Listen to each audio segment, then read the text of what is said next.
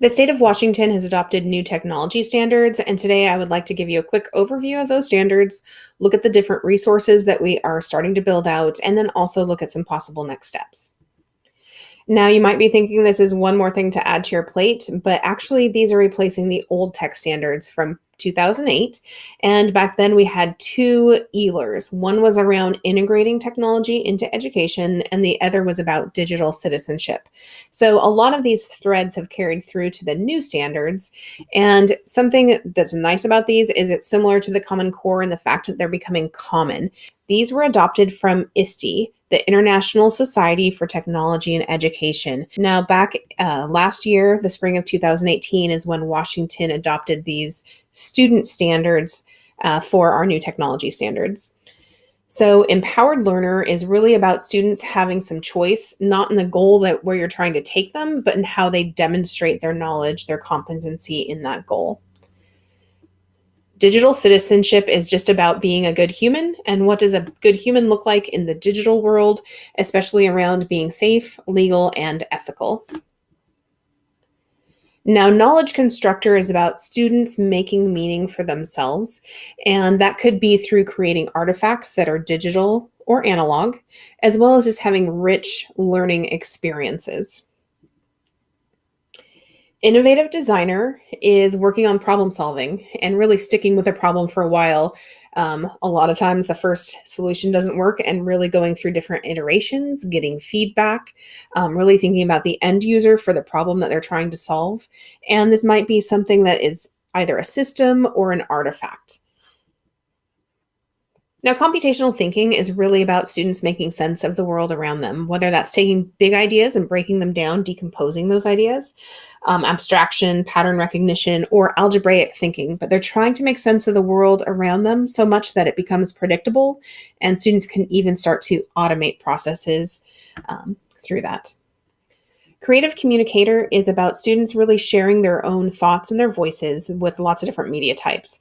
For example, maybe students are making a meme, a video, an infograph, but they're sharing their knowledge, their voice in different media types, but still really being cognizant of their end user, their audience, and what their purpose is. And lastly, we have global collaborator. Global collaborator, the big ideas are really around perspective and collaboration. They're working with people that are not necessarily in their community. It might be an expert in a field, somebody who has a different perspective than them, but they're really broadening their perspectives in the world and really going from local to global thinking. So that's a very quick overview of those 7 standards. And let's look at then some resources to help support those. Now, if you followed that bit.ly, it's going to take you to our EdTech website for the Camas School District. Here's where you can sign up for one-to-one EdTech coaching and get clock hours, see what classes we're offering, links to all of the tech tip videos, and then here's our technology standards. Now, the homepage is really just that big picture view again. It has some more detail about each of those standards, and you can always click to get this so it's a size you can actually read. And it does have some information about literacy and fluency in technology, cultural responsive teaching and technology. But what I want to show you is where we took the giant OSPI document and kind of sliced and diced it to make it accessible for you. So for example, if you really want to walk up a standard, dive in a little bit deeper to something like computational thinker. Here you're going to see the scope and sequence. So what we should be introducing at what grade levels, where students should be developing, and by what grade level they should be proficient. And if you click on this, again, it'll make it large enough so you can read it. We also have just some resources that we're starting to gather that seem like they're going to be useful, and then developing some lessons. These are tech standards, so some of these lessons are going to be high tech, but we're really trying to be intentional about including things that are not high tech as well, some unplugged versions. So for example, we have a lesson here about how you can use Legos to computational thinking, and a great one about handshakes to create algebraic thinking. I'm going to click on tech standards to get to the home page, and you can also see these by grade level. So if I want to click on grade 6 through 8, I'm going to see a list of all of the standards for my grade level. Here I'm going to pop into Creative Communicator. And when I look at these standards, I'm going to see the substandards, the components.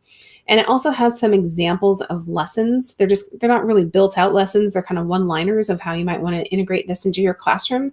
But it also talks about connected connected standards. So here I can see how this creative communicator standard also connects with an ELA standard, because these are not meant to be standalone lessons, but really integrated into what we already do.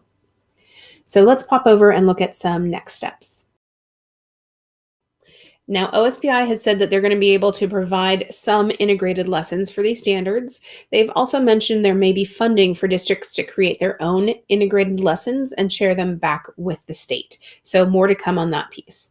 And the second piece would be the task force. So, we do have a task force in Camas, and we've been meeting about once every other month. And if that's something you're interested in joining us next year, please email myself, Megan Johnson, and we'll get you to be part of that group. That group is looking at how to, one, we learn those resources or those standards, how do we share our knowledge out with others, and what support or resources do we need to help ensure that these technology standards are being integrated. And that's all we have. Thank you so much.